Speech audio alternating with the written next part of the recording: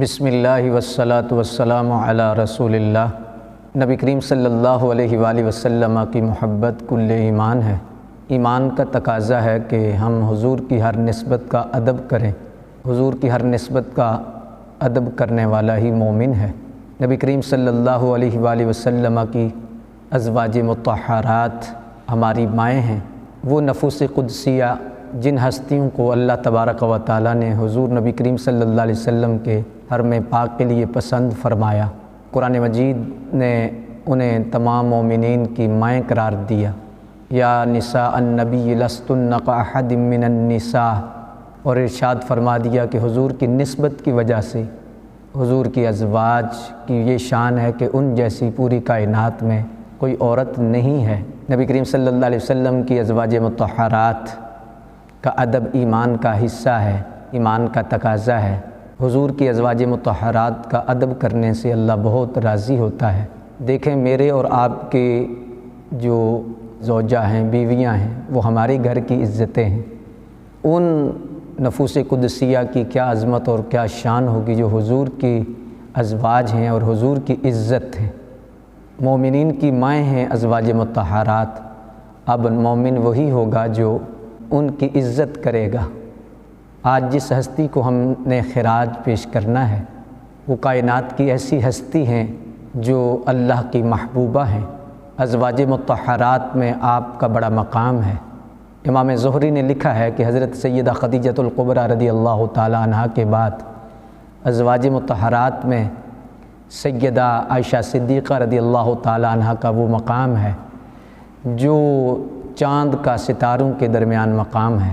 آپ کا نام عائشہ ہے اور آپ کے والد محترم امیر المومنین حضرت سیدنا ابو بکر صدیق رضی اللہ تعالی عنہ ہیں۔ آپ کی والدہ کا نام حضرت زینب ہے، وہ بھی صحابیہ ہیں۔ حضرت سیدہ عائشہ صدیقہ رضی اللہ تعالی عنہ کی کنیت ام عبداللہ ہے۔ آپ کے القاب میں طیبہ، طاہرہ، راقیہ، ساجدہ، عفیفہ، عتیقہ، اور حضور پیار سے انہیں حمیرہ فرمایا کرتے تھے۔ آپ امت کی وہ محدثہ ہیں جنہوں نے 2210 احادیث امت کو عطا فرمائی ہیں۔ 67 سال کی عمر میں مدینہ منورہ میں آپ کا وصال ہوا۔ جنت البقیع میں آپ کا مزار نور ہے۔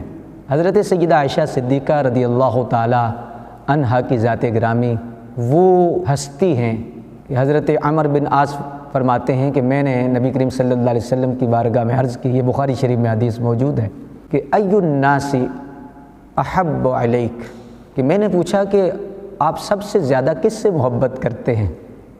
تو ارشاد فرمایا قال عائشہ، قلت من الرجال قال ابوہا، میں نے پھر پوچھا کہ مردوں میں؟ فرمایا اس کے باپ سے۔ یعنی نبی کریم صلی اللہ علیہ وسلم سب سے زیادہ محبت سیدہ عائشہ صدیقہ رضی اللہ تعالی عنہا سے فرماتے۔ کیا شان ہے، کیا عظمت اور کیا مقام ہے۔ حضرت مریم پہ تہمت لگی تو حضرت سیدنا عیسیٰ علیہ السلام نے گواہی دی، جس کا ذکر قرآن مجید میں موجود ہے۔ حضرت سیدنا یوسف علیہ السلام پہ تہمت لگی تو ایک بچے نے گواہی دی۔ لیکن قربان جائیں آل صدیق پر، قربان جائیں سیدہ عائشہ صدیقہ رضی اللہ تعالیٰ عنہ کی طہارت پر۔ جب آپ پر منافقین نے تہمت لگائی تو اس وقت کسی بچے نے گواہی نہیں دی، کسی اور نے گواہی نہیں دی۔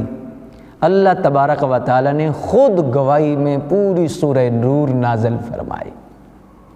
حضرت سیدہ عائشہ صدیقہ رضی اللہ تعالی عنہا وہ ہستی ہیں کہ سرکار کے حرم پاک کے لیے رب تبارک و تعالیٰ نے عرش پر جن کا انتخاب فرمایا۔ حدیث شریف میں آتا ہے کہ حضرت جبریل علیہ السلام ریشم کے سبز کپڑے میں آپ کی صورت کا نقشہ لائے۔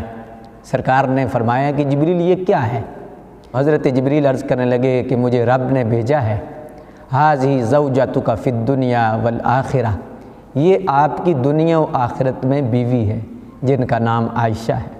حضرت سیدہ عائشہ صدیقہ رضی اللہ تعالی عنہا وہ ہستی ہیں کہ جن کے خامند نبیوں کے سرتاج ہیں، جن کے والد امت کے امام ہیں، تمام مومنین کے امیر ہیں، طیب باپ کی طیبہ بیٹی، طاہر باپ کی طاہرہ بیٹی، زاہد باپ کی زاہدہ بیٹی، صدیق باپ کی صدیقہ بیٹی، عتیق باپ کی عتیقہ بیٹی۔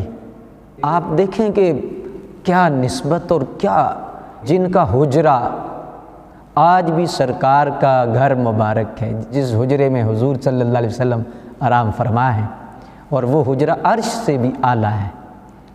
قربان جائیں سیدہ عائشہ صدیقہ رضی اللہ تعالیٰ عنہا کے مقام پر کہ سرکار آپ کی گود میں سر رکھتے تو حضرت جبریل امین قرآن لے کے آ جاتے۔ سیدہ عائشہ صدیقہ رضی اللہ تعالیٰ عنہا حضور کو خود آٹا پیس کر گوندھ کر پھر کھانا پکا کے دیتی، جس سے سرکار خوش ہوتے۔ سرکار کی واللیل کی زلفوں میں کنگھی کرنے کا شرف جنہیں نصیب ہوا۔ نبی کریم صلی اللہ علیہ وسلم کی ذات گرامی کو وصال کے وقت مسواک مبارک اپنے منہ میں چبا کر دینے کا شرف جنہیں نصیب ہوا۔ اعلیٰ حضرت مجدد دین و ملت الشاہ امام احمد رضا خان فاضل بریلوی رحمۃ اللہ تعالیٰ علیہ آپ کی بارگاہ میں خراج عرض کرتے ہوئے فرماتے ہیں، بنت صدیق آرام جان نبی، اس حریم براعت پہ لاکھوں سلام۔ یعنی سورہ نور ہے جن کی گواہ، ان کی پر نور صورت پہ لاکھوں سلام۔ اللہ تبارک و تعالی جل مجد الکریم ہمیشہ ہمیں ادب نصیب فرمائے، ہماری نسلوں کو ادب نصیب فرمائے، بے ادبوں اور بے ادبی سے محفوظ فرمائے۔